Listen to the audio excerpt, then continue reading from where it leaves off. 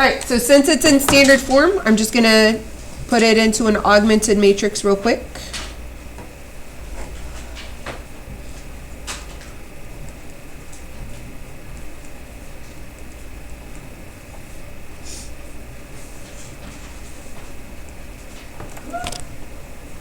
And we want to first focus on this bottom corner.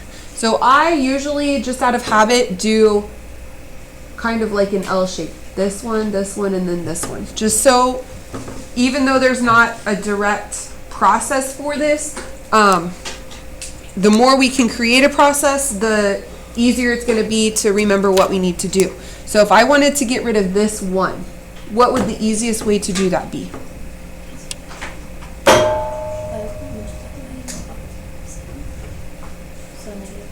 Okay, so we're going to need to add it to a -1. Where can we get that -1 from? Okay, multiply this row by a -1 to create a 0 pair. So -1, row 1. You don't have to write the 1. I just wrote negative row 1 plus row 2.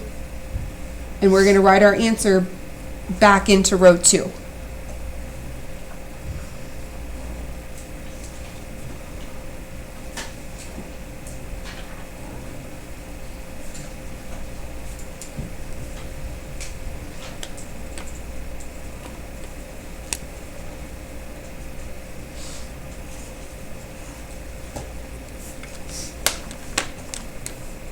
So if I change the signs on my row 1, because we said we're going to do the opposite of row 1, and then add them to row 2, I get 0, -5, -2, and -16.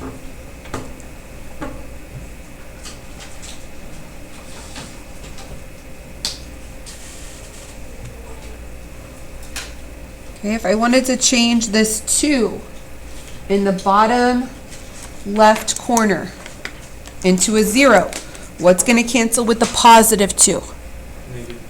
-2. How do I get this to be a -2 up here in the row 1? Multiply by -2. Perfect. So -2 times row 1 plus row 3 is my new row 3.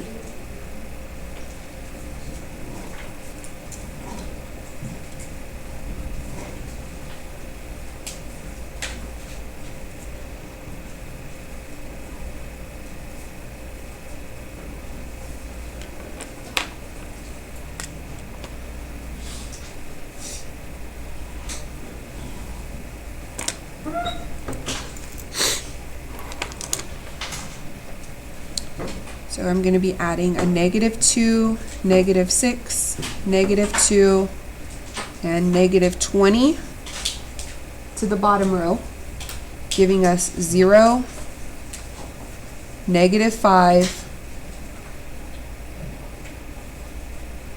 0, -10.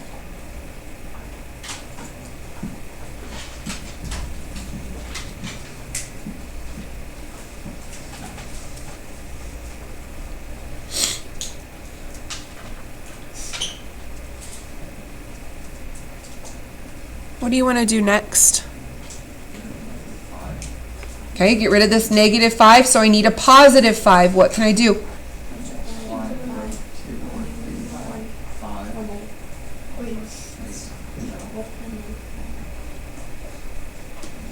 By negative what? -1. Multiply -5 by -1. Does it matter which one I multiply? No. So choose a row. 2. So -1 times row 2 added with row 3 is going to be my new row 3.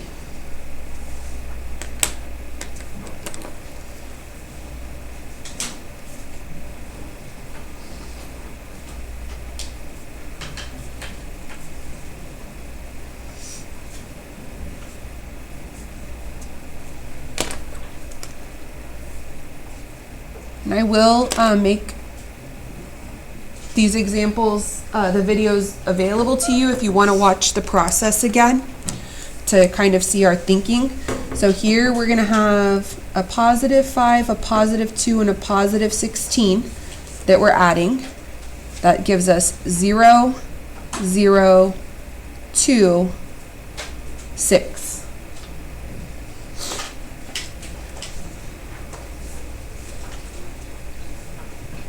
So we've got that bottom corner taken care of. Now we're going to work on this top corner becoming zeros.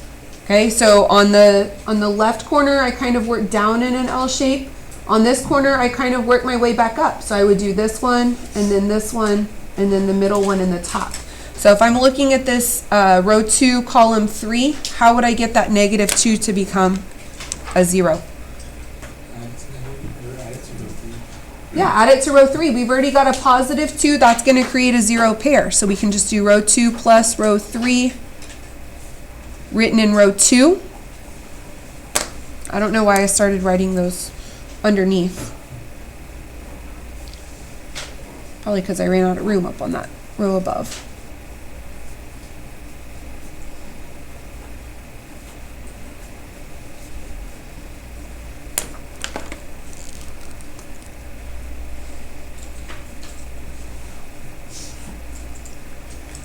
So we don't have to do any multiplication, we're just straight adding them. Good morning, teachers. It is now ADA time. Please stop what you're doing and take your ADA attendance for today. Thank you very much, and hawk yeah. All right, so 0, -5, 0, -10.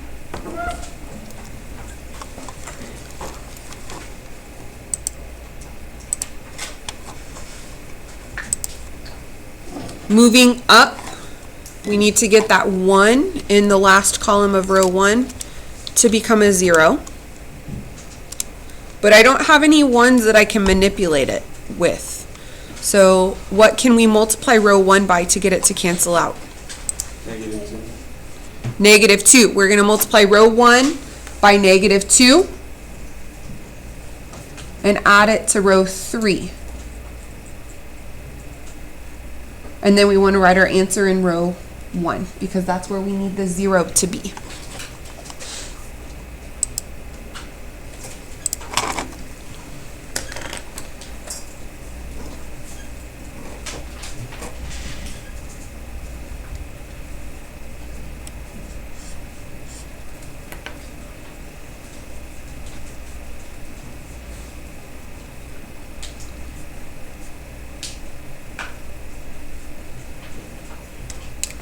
Going to be -2, -6, -2, -20 that we're adding to row 3.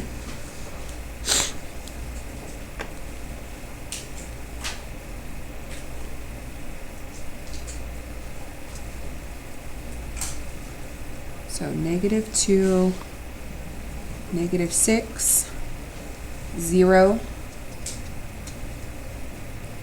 And then -14.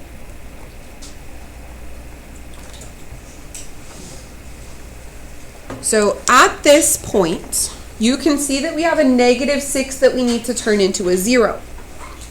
But we've got a -5 that we're working with. So we could do 5 times row 1 plus -6 times row 2, add those two together. But I'm going to show you something else we could do. Okay, so at this point, I would, instead of making these both larger numbers, I would go ahead and multiply this second row to get this into a 1. What do I need to multiply a -5 by to get it to be a 1?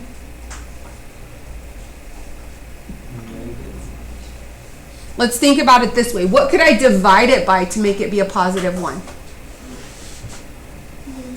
You could divide it by -5 because -5 divided by -5 is a +1.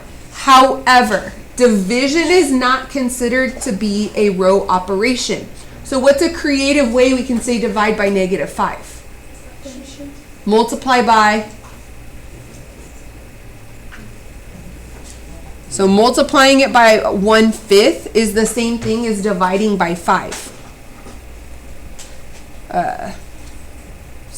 -1/5 times row 2 into row 2. Because if we were to think of this as -5 negative 1 over 5 times negative 5. Technically, this is in the numerator, right? And we're just doing division. So if you're needing to divide, just write it as multiplication of 1 over that number. Okay, so that's going to change this to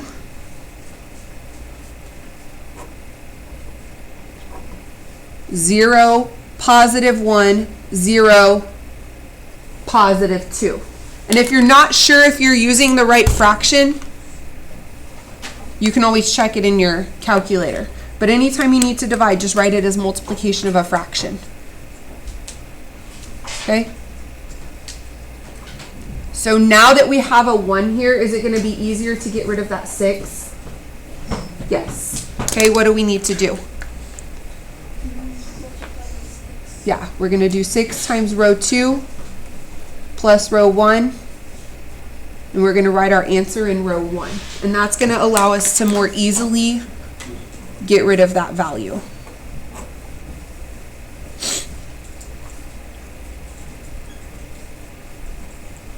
So at any point when you have your zeros in a row, you could go ahead and get it into a 1. I like to just keep trucking along with my zeros though, until we run into an instance like we just did. Okay, so that means that I'm going to be adding a 6 and a 12. So that gives me negative 2, 0, 0, negative 2. So I've got all of my zeros. I need to change 2 of my values into 1s. I'm going to go ahead and do that in the same step. What do I need to multiply this top row by?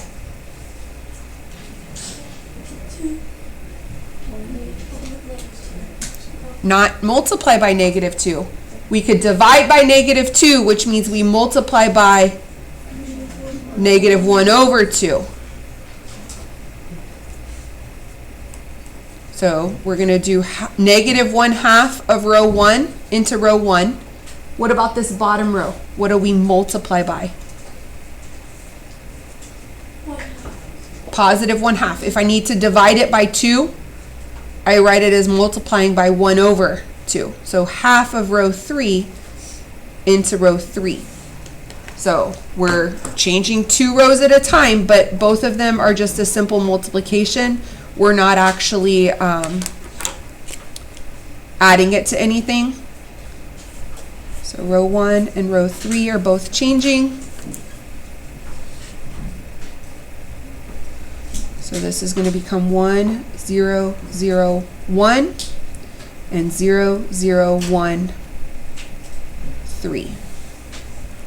So what's our solution here?